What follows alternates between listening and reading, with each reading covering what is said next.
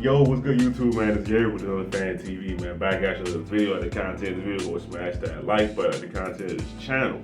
Go and subscribe, man. Look, it's Bengals week, right? So divisional game, that's always important, especially early on in the year, right? When we get these kind of games to see where you at in your division, okay? So the Bengals come into this game 1-3, winning their first game of the season last week versus the Carolina Panthers. The Ravens are 2-2, and riding a two-game winning streak. And look like they've kind of found a little bit of an identity on offense, right? So we're gonna talk about it, how we usually do the previews, and we're just gonna get right into it. All right. So for the Ravens, when I looked at the injury report, the only thing that really stood out to me is the fact that let's see, Arthur Marlette is out. We know he came back to practice for one day, then he was out the last two, and that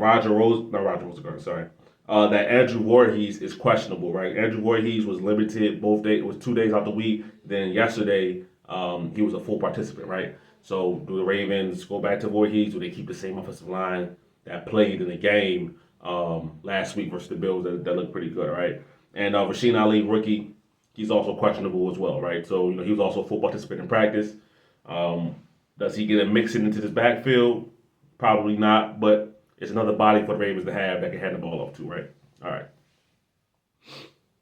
All right, so Bengals, right? Last three games, we talked about it. We talked about one of their games. They beat the Carolina Panthers, but before that, there was two losses. They lost to the Chiefs. They lost to the Commanders. So Chiefs 26-25, Commanders 38-33, and a hell of a Monday night game that Jaden Daniels looks pretty good. That's who the Ravens got to play in the very, very near future, right? But we're not looking at that game just yet, all right? So, like I said, the Bengals, they tend to be a team that starts off slow and kind of builds up as the season goes along.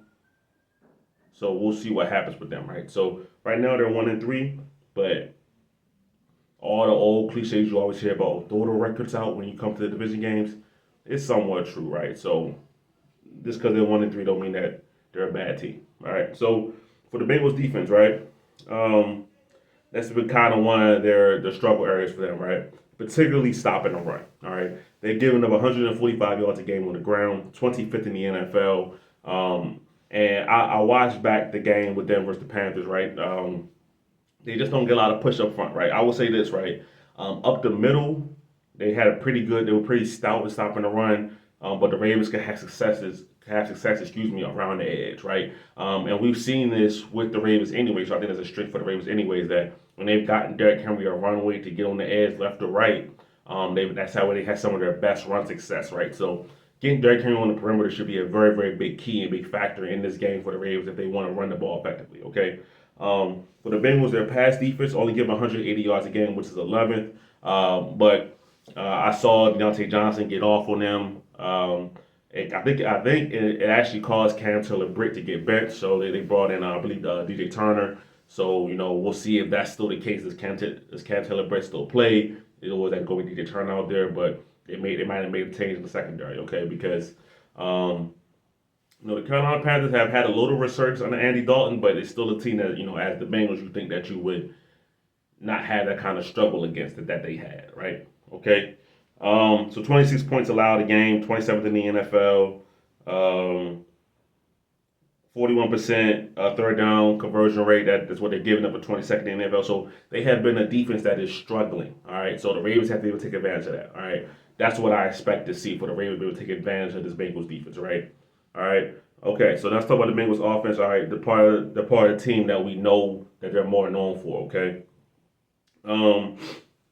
Passing 236 yards a game, so a top 10 passing game, but running the ball 102 yards a game for 23rd, and then only running the ball 22 times a game for 27th, right? So a couple of things going to that, playing from behind, leads. Also, the Bengals just haven't really been a running team, particularly under Joe Burrow, right? So they are trying to do some more things because under Burrow, they used to be just a straight up shotgun team. But they're trying to get under center some more, right? They're trying to do more under center runs and hopefully open up the running game for themselves to help with the pass game, right? It hasn't completely come to fruition for that, but you can see that's what they're trying to do, right? So, whether it's Chase Brown, Zach Moss, they're going to try to mix it up in the run game between shotgun and under center, right? They're going to try to do a little bit of both, but it's very clear that Joe Burrow still prefers to be in the gun, right? So I think that's what the Ravens are going to see most of the time anyway, okay? So, As far as the Bengals offensive line, they only give them 2 sacks a game. The offensive line could be playing better, but also, Burrow does a pretty good job of getting the ball out of his hands, right? The Bengals are a very, quick fire offense, right?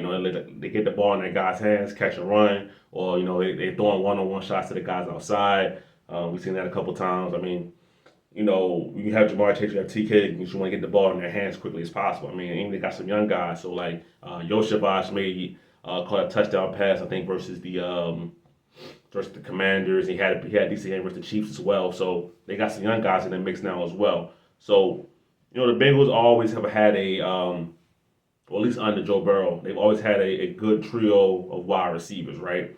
So the Ravens got to watch out for that. Okay, got to. All right, but when it comes to how they're going to attack the Ravens defense, it's definitely probably going to be more through the air.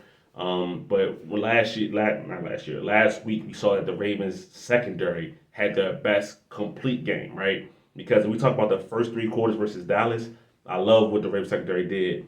But we talk about all 4 quarters versus Buffalo. That's when we saw the whole defense come together and play 60 minutes of football. They're going to need that again, all right?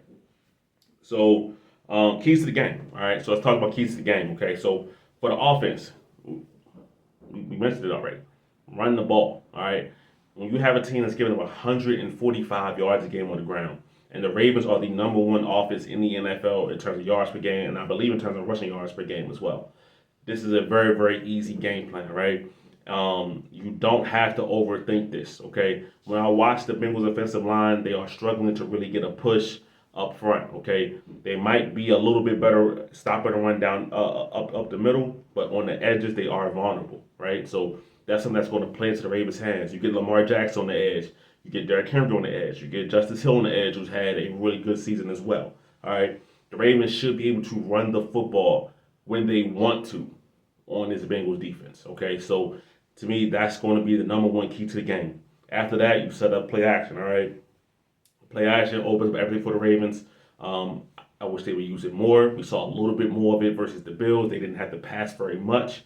But, to me, a play versus the Bills that stands out is a play that went for no gain because Mark Andrews dropped the ball. But Ravens go under center play action. Mark Andrews, a little short crosser route. He's wide open, right? This play is going to turn into a 15, 20-yard gain. He catches the football, right? So when the Ravens really get into their running the ball, their play action, it's going to open up everything, right? We haven't really seen the pass catchers have to do much so far this year, maybe really outside the Chiefs game, right? So this game could be that kind of game where, the Ravens are going to run the ball effectively and it's going to open up the passing game off of that. All right, so that's what I'm looking for in terms of the Ravens offense. But it must start with running the football, a commitment to running the ball, all right, which hasn't been an issue so far, right? So I don't expect anything to change in that department, okay? Now for defense, consistency in the secondary, okay? Now, when I say consistency, I mean we want to string together good performances, all right? One of the key things I noticed about the Bengals, was something they've been doing since Joe Burrow has been there, is that they like to go empty, right? So they might do maybe a 2-by-2 spread, or it might be straight up an empty formation, but they want to spread the defense out, let Joe Burrow play point guard, throw these quick passes, and you got to be able to come up, hit, tackle, get the guys to the ground, okay? That's number 1. Can you be able to get these guys to the ground, right? The Ravens haven't had a tackling issue yet this year, so I want to see that continue, right? We haven't seen that, all right? Also, when it comes to the Ravens defending empty, you want to see your Wiggins, your Brandon Stevens, your Marlon Humphrey, who's having a good year, continue to play well, right? Because they're going to test these guys this game, right? Because the Bengals are going to believe our guys are better than your guys, right? And they have every right to believe that. You got Jamar Chase, you got T. Higgins, like I said, you got a couple of young guys. They even have a couple of tight ends they like to throw into the mix, right? Eric All being one of them, okay? So for the Ravens, they got to be able to defend the Bengals in empty, all right? That's going to be a big part of what they do, right? Can they do it? We'll see, right? To me, that kind of leads to one of the X factors of the game, right? So I'll talk about the first one first, though, but we'll start with the offense. But is it the same offensive line? Okay, and that's an X factor because the Ravens the Ravens had their best game of the season last week versus the Bills with this particular offensive line. Roger Rosengarten starting and Patrick McCurry playing left guard, right? Does that mean Patrick McCurry is the best left guard on the team right now? I'm not so sure about that, but it does mean that this unit played really well together. So do the Ravens are they really going to mix that up when that unit played really well together to bring Voorhees back in the game, who has been up and down to start the season? All right, I'm not sure if the Ravens do that. Okay, so I think the Ravens roll out the same offensive line and see how it goes. If McCurry maybe starts to struggle or something like that, then maybe they bring Voorhees in. But I need to see Roger Rosengarten out there the whole game. No rotating attack. I don't need to see that. He needs to play. When it comes to the Bengals and getting pressure, that's something that they're struggling with, okay? Really, the only guy that is a threat is Trey Hendrickson. That's it, right? When I look at the Bengals,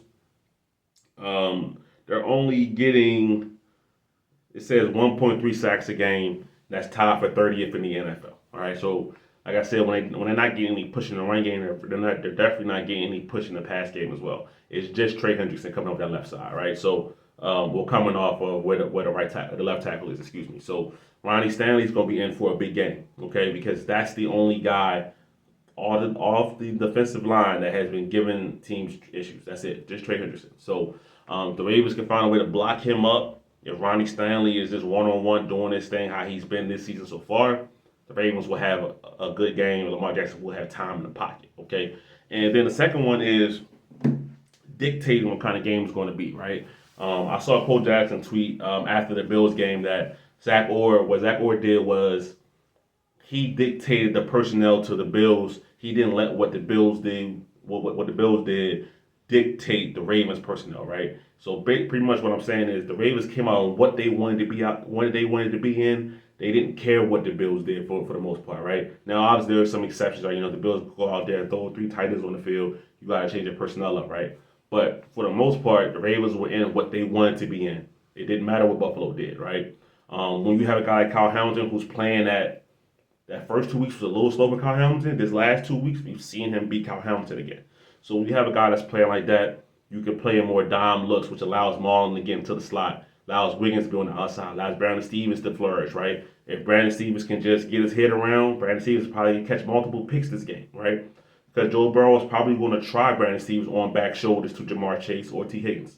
If Brandon Stevens can get his head around, he might catch a pick this game, honestly, okay? But that's what I want to see, right? The Ravens continue to dictate the game because when you're a defensive coordinator, you want to make the offense feel you, right? Once you start playing to what the offense is doing, they got it. All right. So for Zach Orr, that was by far the best game he called versus Buffalo, right? And I should be surprised, right? We're talking about a guy that, you know, he only had a couple of games of experience. That was game number 4 for him in calling plays.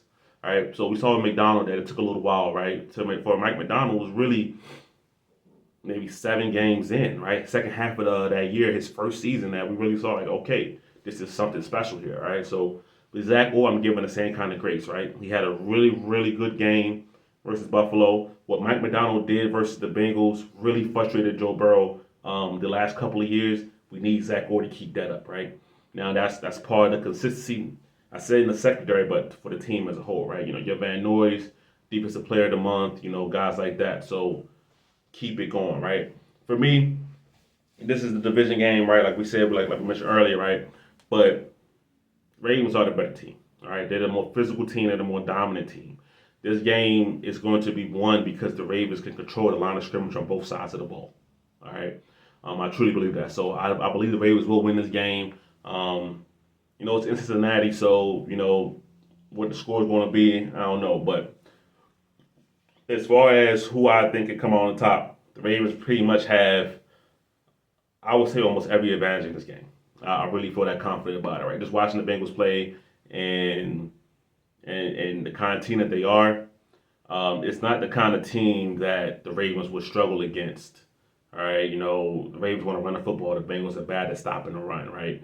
The Ravens have a great secondary, right? You know, the Bengals want to throw the football. So a lot of those things match up for the Ravens, right? So, but that's my thoughts on it, man. I think the Ravens will have a really, really dominant game versus the Bengals. Let me know your thoughts in the comments, man. We'll talk about it there. But it's Gabriel, still on Fan TV. I'm out.